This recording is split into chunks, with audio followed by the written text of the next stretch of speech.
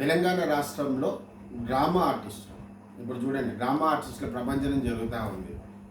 ఓ పక్క ఒక పార్టీ, ఒక పక్క కాంగ్రెస్ పార్టీ, ఒక పక్క బీజేపీ పార్టీ, ఒక పక్క బీఆర్ఎస్ పార్టీ, ఇంకా రకరకాల పార్టీ రోజు బయటికి వస్తూ ఉన్నాయి, కారుకూతలు వస్తూ ఉన్నాయి. అట్లా ఒక పెద్ద ప్రపంచాన్ని క్రియేట్ చేస్తూ ఉన్నాయి, మాటల యుద్ధాన్ని క్రియేట్ చేసి మళ్ళీ బ్యాక్ వెళ్ళిపోతూ ఉన్నాయి. ప్రజల లోపల ఏం జరుగుతుంది అక్కడ ఏమీ జరగదు. అసెంబ్లీలో రేవంత్ రెడ్డి గారు ఇచ్చిన కేసీఆర్ గారి పైన నేరారోపణ అభియోగం పైన సిబిఐ ఎంక్వైరీ పైన జరిగేది ఏముంది? ఏమి అసలు ఏమి పీకదు కూడా. దేశంలో ఉండే ఏ రాజకీయ నాయకుని పైన కూడా పేరు మోసిన నాయకుడు లేదా ముఖ్యమంత్రి వీళ్ళ మీద ఇప్పటి వరకు సిబిఐ చేసింది గత 10 ఏళ్ళ నుంచి 0. అంటే ఏమీ జరగదు, 100% ఏమీ జరగదు. వీళ్ళు ఇప్పుడు హాయిగా ప్రశాంతంగా పడుకోవచ్చు. బట్ ఒక టాపిక్ మాత్రం ప్రజల లోపల క్రియేట్ హైప్ అవుతుంది. అట్లాగే కవిత గారు మాట్లాడుతూ హరీష్ రావు గారి పైన, కేటీఆర్ గారి పైన, బీఆర్ఎస్ పార్టీ పైన, టీఆర్ఎస్ పార్టీ పైన ఉంటే ఉంటుంది, పోతే పోతుంది, రకరకాల మాటల యుద్ధాలు జరుగుతూ ఉన్నాయి. ఏమి జరుగుతుంది? ఎవరికి లాభం అవుతుంది వీటి వల్ల? రాష్ట్రంలో ఉండే ప్రజలకి ఏమన్నా లాభం జరుగుతుందా వీటి వల్ల? 100% జరగదు. ఒకసారి మనం పరిశీలనలోకి తీసుకుంటే పార్టీల పరంగా కవిత గారి స్టేట్మెంట్ కానీ, ఇంకా బీజేపీ స్టేట్మెంట్ కానీ, రేవంత్ రెడ్డి గారి స్టేట్మెంట్ కానీ, వీటినన్నింటినీ పరిశీలనలోకి తీసుకుంటే నేను నిజంగా చెప్తాను, ఈరోజు కాంగ్రెస్ పార్టీలో అంతర్మదనం కూడా మొదలైంది. మళ్ళీ రాబో రోజుల్లో మళ్ళీ మేము గెలుస్తామా లేదా అన్న అంతర్మదనం 100% మొదలైంది. వీళ్ళు ఇప్పుడు ఎలక్షన్స్ పెట్టాలంటేనే భయపడతా ఉన్నారు. అలాంటి పరిస్థితి ఏర్పడింది. ఓ పక్క కవిత గారు ఏ ఉద్దేశం అయినా సరే, తన మనసులో ఉండే ఉద్దేశాన్ని అసలు ఎవరు గుర్తుపట్టి చెప్పలేరు. తన మనసులో ఏ ఉద్దేశం ఉందో తెలియదు, కానీ పార్టీలో చీలిక మాత్రం బాగా తీసుకొని వస్తూ ఉంది. రేపు అది ఎవరికి లాభం అవుతుంది, ఎవరికి నష్టం అవుతుందో కూడా తెలియదు. కానీ తెలంగాణ రాష్ట్రంలో కేసీఆర్ గారిని ఉద్దేశించి మాత్రం రకరకాల అభియోగాలు జరుగుతూ ఉన్నాయి. కాళేశ్వరం ప్రాజెక్ట్ నిజంగా చెప్తున్నాను, నేను గత 10 సంవత్సరాల పైగా చెప్తాను. కాళేశ్వరం ప్రాజెక్ట్ అనేది మణిహారం, తెలంగాణకు మణిహారం. దీంట్లో నిజంగా చెప్తున్నాను, ఇలాంటి తప్పు పట్టాల్సిన అవసరమే లేదు, 100% లేదు. కాళేశ్వరం ప్రాజెక్ట్కి సంబంధించిన ఖర్చుని తీసుకున్నా కూడా, ఈరోజు నేను పక్క రాష్ట్రంలో జరుగుతున్న బనకచెర్ల ప్రాజెక్టు ఖర్చుని తీసుకున్నా కూడా, ఈ రెండింటిని బేరీజు వేసుకుంటే పెద్దగా డిఫరెన్స్ లేనే లేదు. అట్లాగని చెప్పి కాళేశ్వరం ప్రాజెక్టులో మోసం జరిగింది అనడానికి లేదు. ఈ బనకచెర్ల ప్రాజెక్టును ఉదాహరణ తీసుకుంటే 3 సంవత్సరాలలో, నేను మళ్ళీ చెప్తాను, బాగా గుర్తుపెట్టుకుని ప్రజలారా, భారతదేశంలో ఏ సీఎం, ఒక రాష్ట్ర సీఎం, ఏ సీఎం కూడా చేయలేనటువంటి ఒక ముందు చూపు, ఒక దూరదృష్టి, విఘ్నత, జ్ఞానం అన్ని కలబోసి కట్టింది కాళేశ్వరం ప్రాజెక్ట్.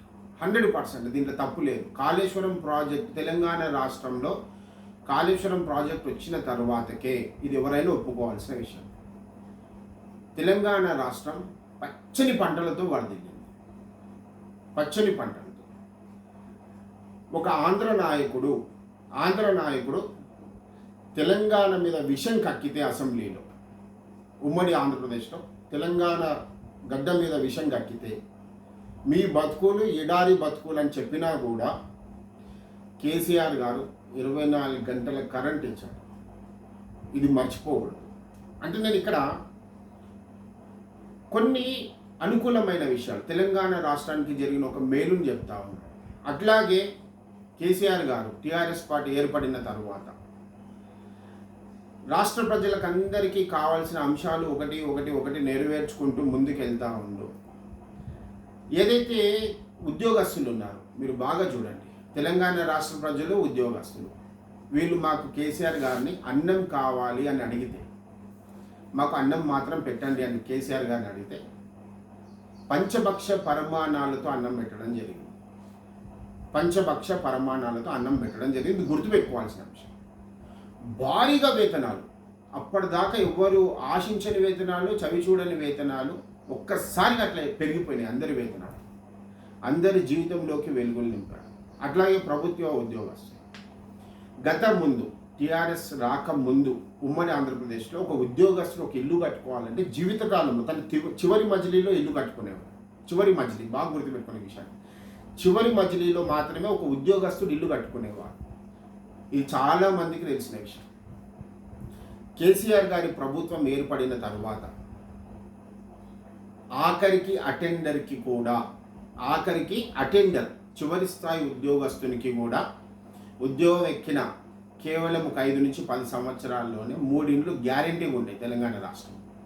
ఇప్పుడు ఈ గత 10 సంవత్సరాల నుంచి చూడండి, మ్యాక్సిమం అటెండర్కి కూడా ఖచ్చితంగా ఒక ఇల్లు అయితే గ్యారెంటీగా ఉంటుంది, లేదా 2 లేదా 3 లేదా ఇంకా ఎకరాలకి పొలాలు, ఖచ్చితంగా డబ్బులు, ఓ బ్యాంక్ బ్యాలెన్స్, ఓ ఇండ్లు 100% ఉంటాయి.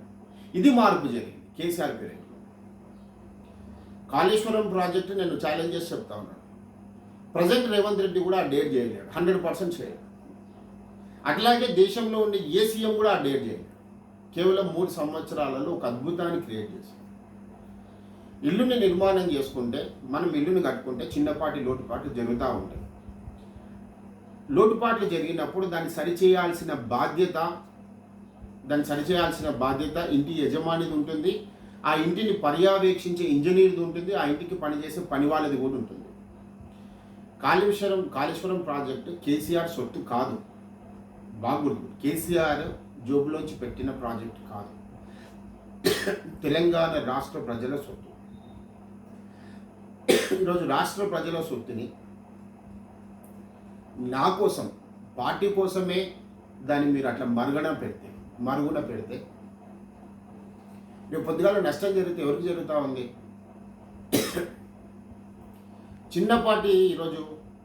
చిన్నపాటి దానికి మనం ప్రజాదరణ మనం మాట్లాడుతూ ఉన్నాం, ఒక 100 కోట్ల దానికి మాట్లాడుతూ ఉన్నాం. అంతెందుకు కేటీఆర్ గారు ఈ 40 కోట్ల విషయం మీద రేసింగ్ దాని మీద 40 కోట్ల విషయం పైన ఈరోజు అంత పెద్ద రాద్ధాంతం జరిగింది తెలంగాణ రాష్ట్రంలో. మరి లక్షల కోట్ల ప్రాజెక్టు కదా, 1 లక్ష కోట్ల ప్రాజెక్టు మీద అంత నిర్లక్ష్యం ఎందుకు ప్రభుత్వానికి? ప్రజల సొత్తు కదా. ఘోష్ కమిషన్ పనిచేసిన తర్వాతకైనా కూడా దాని బాధ్యత తీసుకొని రిపేర్ చేయాల్సిన అంశం ఈరోజు ప్రభుత్వానికి ఉందా లేదా ఆలోచన చేయాలి కాంగ్రెస్ ప్రభుత్వం. ప్రజల సొత్తుని దివాలా తీస్తే నష్టం ఎవరికి జరుగుతుంది? రేవంత్ రెడ్డికి ఏమైనా జరుగుతుందా? తన ఇంటి వాళ్ళకి ఏమైనా జరుగుతుందా? కాంగ్రెస్ ప్రభుత్వానికి జరుగుతుందా? గెలిపించిన ఎమ్మెల్యేలకు జరుగుతుందా? ఎంపీలకు జరుగుతుందా? ప్రజల నెత్తినే పడుతుంది. మీరు ఏదైతే కూలగొట్టాలనుకుంటున్న కాళేశ్వరంకి సంబంధించిన డబ్బులు ఉన్నాయో ఆ డబ్బులన్నీ కూడా ప్రజల నెత్తి మీద పడతాయి. మీరు చేసిన ఈ లోపం వల్ల మళ్ళీ ప్రజలు తమ జీవితాన్ని కోల్పోవాల్సి వస్తుంది. కాంగ్రెస్ ప్రభుత్వం ఇప్పటికీ బాగా డిలే అయింది. ఆనాటి నుంచి నేటి వరకు దాదాపు 2 సంవత్సరాల పైన తీరిపోయింది కాలం. ఇంకా డిలే అవుతా ఉంది. ఇన్ని వరదలు వస్తున్నాయి, ఇన్ని వర్షాలు వస్తున్నాయి.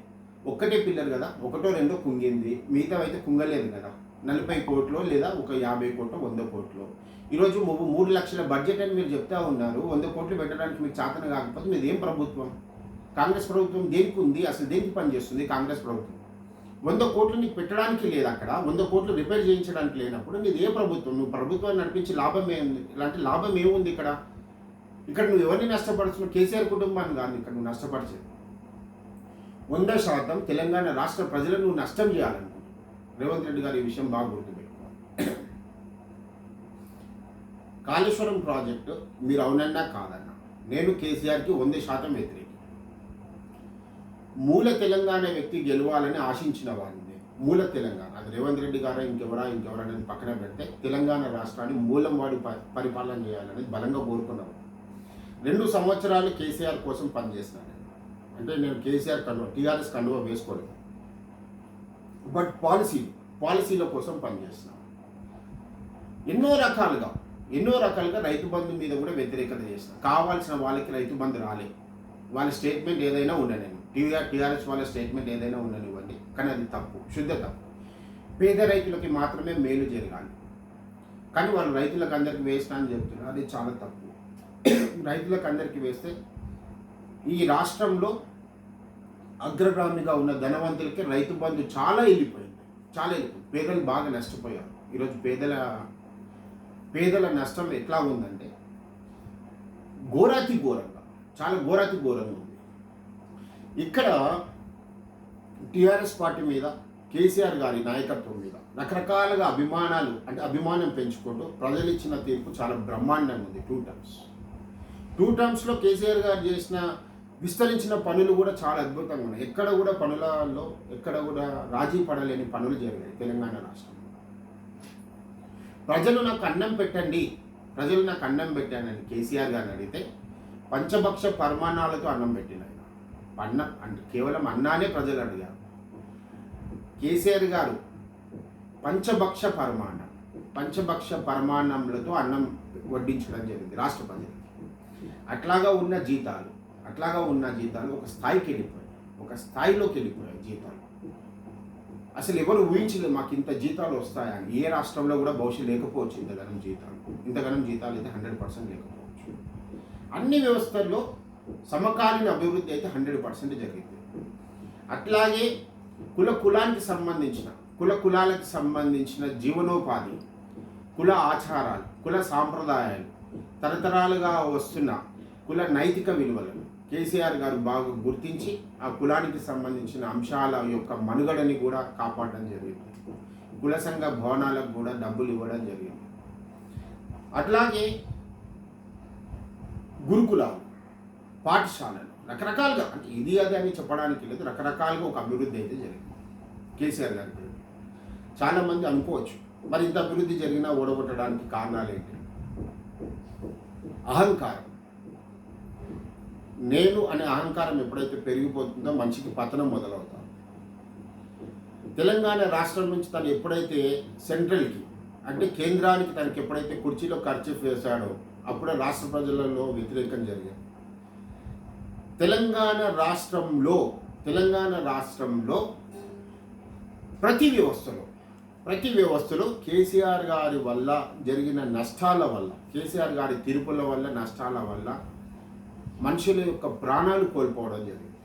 ఇంటర్ విద్యార్థులే కానివ్వండి, ఆర్టీసీ వాళ్ళే కానివ్వండి, టీచర్లే కానివ్వండి, ఇంకా రకరకాల ప్రజలు కేసీఆర్ గారి నియంత పోకడల వల్ల చనిపోవడం కూడా జరిగింది. మంచి కంటే చెడు జరిగింది. చెడుని గుర్తించలేకపోవడం ప్రభుత్వం చేసుకున్న ఆనాడు తప్పు. ఇది సమస్త ప్రజలకు కూడా తెలిసింది. కానీ ఓవరాల్గా చూసుకుంటే కేవలం అహంకారం అనేది ఫస్ట్ ప్లేస్ని భర్తీ చేసింది. ఇలాంటి పోకడలని నేటి ప్రజలు కూడా గుర్తించారు. మళ్ళీ గుర్తించిన తర్వాత కొద్దిపాటి ఆలోచనలో పడ్డారు. ఈ అహంకారం మీద ప్రజలు ఎన్నుకోబడ్డ కాంగ్రెస్ ప్రభుత్వం మంచి మెజార్టీ ఇచ్చారు. కాంగ్రెస్ ప్రభుత్వం నాకు తెలిసి కాంగ్రెస్ ప్రభుత్వానికి మెజార్టీ ఇచ్చేటప్పుడు ఆ రోజు వాళ్ళు కూడా ఊహించలేకపోయి ఉంటారు మేము గెలుస్తామని చెప్పి. ఆనాడు అసలు ఆశలే లేవు కాంగ్రెస్ ప్రభుత్వానికి. కేవలము ఆశీర్వాదం వల్ల, నాకు తెలిసి బలమైన భగవంతుడు ఆశీర్వాదం వల్లనే ఈరోజు మీకు ఆహారం దొరికింది. అంటే రాష్ట్రంలో మీకు ప్రభుత్వానికి ఏర్పాటుకు అన్ని దారులు ఏర్పడ్డాయి. అన్ని దారులు ఏర్పడ్డ తర్వాత, బంగారం లాంటి పళ్ళెం దొరికిన తర్వాత మీకు తెలంగాణ రాష్ట్రాన్ని ప్రజలు ఏదైతే కోరుకున్నారో ఆ రకంగా నిర్మాణం చేయాలి. మీరు చేస్తున్న నిర్మాణం ఏంటి? ఈరోజు తెలంగాణ రాష్ట్రంలో డంబాచారాలు, అసెంబ్లీలో సిబిఐ తీర్మానం జరిగేది ఏంటి? సిబిఐ తీర్మానం వల్ల జరిగేది లేదు, ఏం లేదు. అక్కడ ఏమీ జరగదు. గత 10 సంవత్సరాల నుంచి మనం చూసాం. జగన్ పైన ఏం జరిగింది? జగన్ బాబాయ్ గారి పైన, వివేకానందారెడ్డి మీద ఏం జరిగింది? అతన్ని చంపిన తర్వాత ఇలాంటి అభియోగాలు మహారాష్ట్రలో ఏం జరిగింది?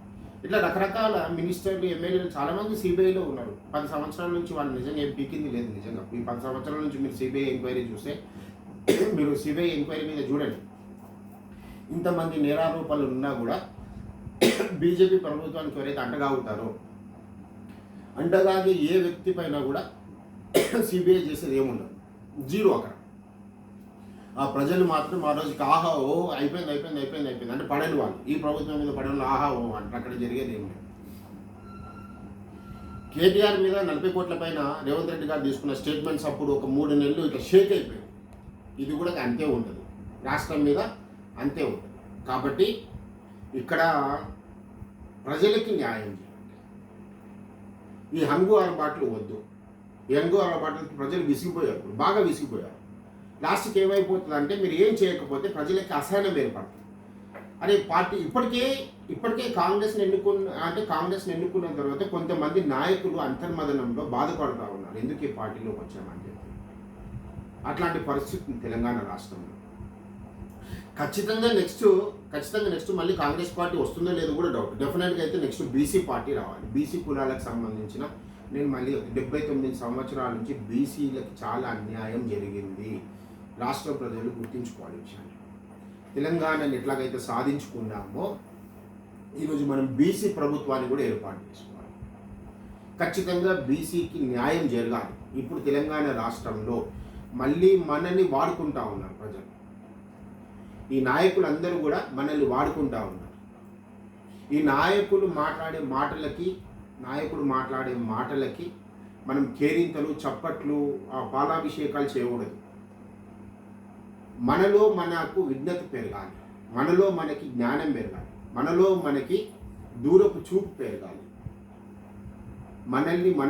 మనలో మనం ఎదగాలి. ఖచ్చితంగా ఎదగాలి, డెఫినెట్గా ఎదగాలి. 79 సంవత్సరాలుగా మనం మోసపోయాము, ఇది గుర్తుపెట్టుకోవాలి ప్రజలు. కాబట్టి వీటి వల్ల జరిగేది లేదు, పోయేది లేదు. నేను మళ్ళీ చెప్తున్నాను, కేసీఆర్ గారు చేసిన పనులు ఏవైతే ఉన్నాయో చాలా అద్భుతం. నేను ఒక వ్యతిరేకిగా చెప్తున్నాను. కేసీఆర్ గారికి నేను పచ్చి వ్యతిరేకం, టీఆర్ఎస్ పార్టీ. ఎందుకంటే మూల తెలంగాణ వాసి తెలంగాణ కుర్చీలో కూర్చోవాలని ఆశించిన వ్యక్తి నేను, ఇప్పుడు తెలంగాణ రాష్ట్రం ఏర్పడ్డ తర్వాత. కానీ కేసీఆర్ గారు సృష్టించిన పనులన్నీ కూడా అద్భుతం. కాళేశ్వరం అద్భుతం. కాళేశ్వరం కింద ఉన్న బ్యారేజీలు, కట్టలు, ఆనకట్టలు అన్నీ కూడా అద్భుతాలు. అవన్నీ అద్భుతాలు. భారతదేశంలో ఏ రాష్ట్ర సీఎం కూడా ఇట్లాంటి చాకచక్యమైన పనులు చెయ్యడు కూడా. అది భగవంతుడి అదృష్టం ఉంటేనే జరగాలి అట్లాంటి పనులు. కాబట్టి ఈ అంశాలన్నింటినీ పక్కన పెట్టి కాళేశ్వరానికి న్యాయం చేయండి. తెలంగాణ రాష్ట్ర ప్రజల స్వత్తుని పాడు కాకుండా కాపాడండి. సాధ్యమైనంత మేర ఇంకా 2 సంవత్సరాలు ఉంది. ఏదైతే కుంగిపోయిందని మీరు ప్రచారం చేస్తూ ఉన్నారో, డబ్బులు పోయినాయని ప్రచారం చేస్తూ ఉన్నారో, 3 లక్షల కోట్ల బడ్జెట్, ఆ దాంట్లోంచి ఒక 100 కోట్లు తీసి కాళేశ్వరానికి పెట్టండి. చాలా ఫాస్ట్గా రిపేర్ చేయించారు. ఆల్రెడీ 2 సంవత్సరాలు వరదలు వచ్చినాయి, వర్షాలు వచ్చినాయి, దానివల్ల నష్టమే జరిగింది. 100% ఏ నష్టం లేదు. పిల్లర్స్ లాగానే ఉన్నాయి, బ్యారేజ్ లాగానే ఉంది, కట్టలు లాగానే ఉన్నాయి, ప్రాజెక్టు లాగానే ఉన్నాయి, ఫ్లో లాగానే పోతుంది. ఎప్పుడు చూడనంత పంటలు వస్తున్నాయి, ఎప్పుడు చూడనంత పంటలు, కూరగాయలు రకరకాల సమృద్ధిగా వస్తూ ఉన్నాయి. కాంగ్రెస్ ప్రభుత్వం వచ్చిన తర్వాతకి యూరియా నష్టం జరిగింది. ఈరోజు ఉండే రైతుల నోట్లో మీరు మన్ను కొట్టినట్టుంది. ఈరోజు లారీలెక్కి దండాలు పెడతా ఉన్నారు, పోలీసుల కాళ్ళు పట్టుకుంటా ఉన్నారు. ఒక పోలీసుడు అయితే చెంపనే పగలు కొట్టింది పాపం. ఇక్కడ ఒక రైతు చెంప, అది వాడు మనం చేసిన తప్ప, రైతు చేసిన తప్ప. ఇట్లాంటి ప్రభుత్వం నడుస్తాం. ఇంకా మీకు నెక్స్ట్ అటెంప్ట్లో మీరు ఎక్కడికి వెళ్ళి వస్తారు? ఇప్పుడు నెక్స్ట్ వచ్చే ఎలక్షన్స్లో కాంగ్రెస్ ప్రభుత్వం ఎట్లాగే పోనీ ఇప్పుడు మీరు సర్పంచ్గా గెలిచే హోప్ మీకైనా ఉందా? 100% మీరు గెలవాలి. 100% మీరు గెలవరు, పోయింది. ఇంకా మీ చేతులలో మీరే ప్రభుత్వాన్ని నాశనం చేసుకుంటా ఉన్నారు అని తెలియజేస్తూ, కవిత గారు చేస్తున్న ఆరోపణలు కూడా హరీష్ రావు మీద కానీ, కేటీఆర్ మీద కానీ, రేపు మళ్ళీ పార్టీ మనుగడలోకి వస్తే అప్పుడు ఏం చేస్తారు? రేపు బీఆర్ఎస్ గెలిచింది అనుకుందాం, అప్పుడు ఏం చేస్తారు కవిత గారు? మళ్ళీ నాన్న అని చెప్పి కాళ్ళు పట్టుకుంటే అంతా క్లోజే కదా. నాన్న నా వల్ల ఏదో తప్పు జరిగింది, నేను తప్పు చేసి మాట్లాడానని చెప్పి కాళ్ళు పట్టుకుని మొత్తం క్లోజే కదా. ఇప్పటిదాకా ప్రజలను అవలగాలు లేపింది చాలు, అంటే ప్రజలను పిచ్చోళ్ళని చేసింది చాలు. ఈ నాటకాలు వద్దు. రేపు ఖచ్చితంగా మళ్ళీ బీఆర్ఎస్ గెలిస్తే మీరు పోయి మళ్ళీ మీ నాన్న సంఘంలోనే కూర్చుంటారు.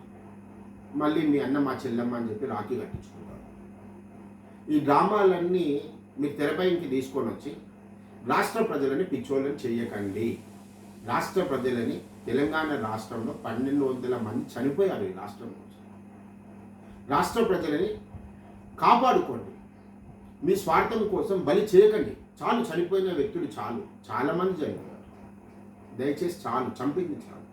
ఇంటర్ విద్యార్థులు చనిపోయారు, ఆర్టీసీ కండక్టర్స్ చనిపోయారు, ఆఖరికి టీచర్లు కూడా చనిపోయారు. రాష్ట్రంలో రకరకాల మనుషులు చనిపోయారు. ప్రభుత్వ అసమర్థత వల్ల. ఈ రాష్ట్రం నుంచి ఇంకా బలి తీసుకోకండి, చాలు, వదిలేద్దాం. రాజకీయాలని మంచి నైతిక విలువలతో, సామాజిక విలువలతో, మంచి నైతిక విలువలతో చేద్దాం రాజకీయం చేస్తే రాజకీయం చేస్తే సామరస్యపూర్వకంగా రాజకీయం చేద్దాం. సమాజంలో ఒక మంచి స్ట్రాటజికల్ పొలిటీషియన్ లాగా చేద్దాం. రాజకీయంలో వ్యతిరేకతలున్నా పనులలో పోటీ పడదాం. ప్రజలకి చేసే నాణ్యమైన పనులలో పోటీ పడదాం. ఉన్నతంగా రాష్ట్రాన్ని తీర్చిదిద్దుకుందాం. తెలంగాణ రాష్ట్రం ఈరోజు మారుమ్రోగుతూ ఉంది. తెలంగాణ రాష్ట్రం ఈరోజు భారతదేశంలోనూ ఒక ఐకానిక్ సింబల్గా మారింది. ఆ రాష్ట్రంలో అంతర్గత రాజకీయాల వల్ల ఈ ఉనికి పాడు కాకూడదు, ఈ ఉనికిని కాపాడుకోవాలి అని తెలియజేస్తూ షాద్నగర్ నియోజకవర్గ ఎమ్మెల్యేగా పోటీ చేస్తూ ఉన్నాను 2028లో. మీ బిడ్డగా నన్ను ఆశీర్వదిస్తారని మనస్ఫూర్తిగా కోరుకుంటూ నమస్తే, మీ పృథ్వీ.